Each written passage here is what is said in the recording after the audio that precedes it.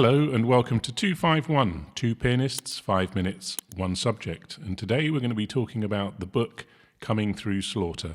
My name's Simon Whiteside. And my name's Nick Tomlin, and this is 251. Coming Through Slaughter is a novel written by Michael Ondaatje, Canadian writer, probably best known for The English Patient, which was turned into a film. And it was published in 1976. I think it was probably his second novel. He also writes poetry.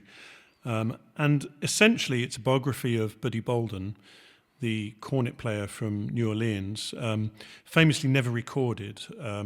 He's kind of this semi-mythical figure, although he was a real person, but there was very little known about his life. In fact, there's an interview with Ondaatje where he says that all he really had to work with was half a page of facts on Bolden's life, and from that he kind of had to create this portrait of Bolden and the world he lived in.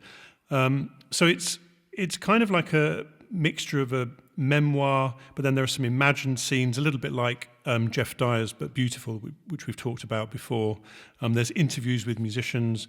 There's medical reports and even sort of hospital files. He ended up in a psychiatric hospital for the last part of his life. And it really kind of, for me, it paints a very kind of evocative picture of early New Orleans, and particularly the Storyville district, where jazz probably first evolved.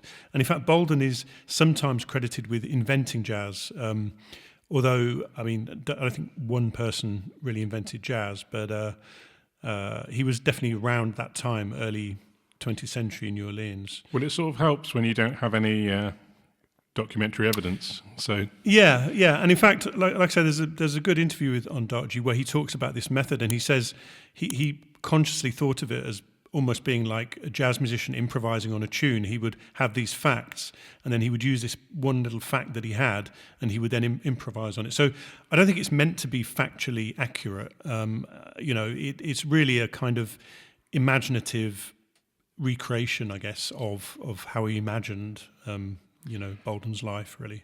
yeah, well, as we spoke before, you compared it to But Beautiful, which I'll put the link into that episode. Yeah. So if people want to listen back to that one.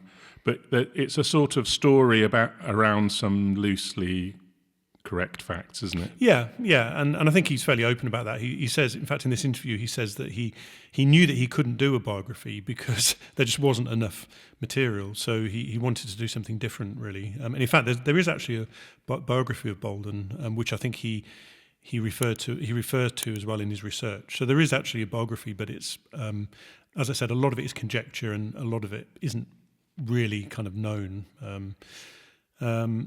But it's I think it's a really interesting book. It's absolutely not a kind of a straight telling of Bolden's life. It's very poetic, quite abstract sometimes. There are just these little kind of scenes, and he says, he wrote it in this kind of splintered way because that's kind of the way the story came to him, in these little bits. So he wanted to kind of keep that feel, really, where it's just these little episodes kind of strung together. Well, it's often the way with almost imaginary figures, isn't it? There's always, people have stories, and different people have different versions of the same story. Yeah, yes, exactly, and it is kind of, it comes across like that, really, and because also he's referring to interviews, so people are talking about Bolden and they're mentioning stories about Bolden, and which again, aren't necessarily true, but it all goes to kind of create this kind of collage, I guess. It's like a collage, really. But I think it's a really, really fascinating book and really unusual book about jazz, Well, he's a really interesting writer in general, I think. And, he wrote his Running in the Family biography is quite interesting as well. I haven't read that. I mean, that's his autobiography of his early life. But I think overall he's quite an innovator in terms of fiction writing. Yeah. Anyway, from me, Simon Whiteside, goodbye. And from me, Nick Tomlin, goodbye.